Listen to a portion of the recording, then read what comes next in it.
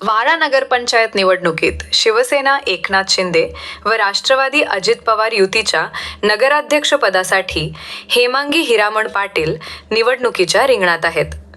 घरोघरी जाऊन प्रचार त्या करीत आहेत. या निवडणुकीच्या विजयासाठी एकनाथ शिंदे शिवसेना गटाचे नेते प्रकाश पाटील, आमदार शांताराम मोरे वाडा शहरात ठाण मांडून आहेत. उपमुख्यमंत्री एकनाथ शिंदे यांची काही दिवसापूर्वी गुडलक यंग क्लबच्या मैदानात सभा झाली. त्यावेळी त्यांनी मागच्या काळात वाडा नगरपंचायतला भरीव निधी दिल्याचे त्यांनी आपल्या भाषणात सांगितले. तसेच पुढे सुद्धा आम्ही विकासा कामासाठी निधी कमी पडू देणार नाही अशी वाडा नागरिकांना आश्वासित केली आहे.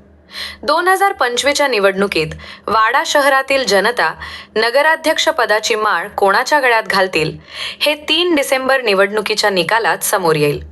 सर्वच राजकीय पक्षांनी आपली ताकद पणाला लावली आहे.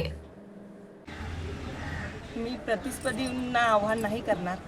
जे आपलं काम आहे ते प्रामाणिकपणे करतोय आणि पुढे करू हे मी आश्वासित मतदारांना करते की जेणेकरून आपण जी सांबरे साहेबांनी केलेली सेवा, एकनाथ शिंदे साहेबांनी जो वाड्यासाठी दिलेला निधी त्याच्यावर नक्कीच मतदार बंधू भगिनी सर्व विचार करतील हे मला अपेक्षित आहे. तुम्ही जर समजा भविष्यात निवडून आले तर तुम्ही वाड्यासाठी काय करणार आहे? तुमच्याकडे विजन काय आहे? विजन सांगितलं तर त्या दिवशी शिंदे साहेबच बोलले 20 कोटीचा निधी तर त्यांनी आपल्याला सर्वांसमोरच जाहीर केलेला आहे.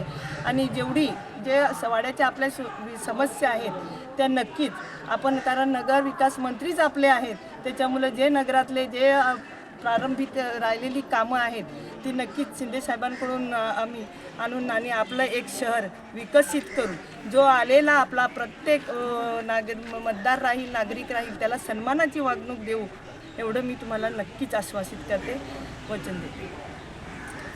Subscribe for more content.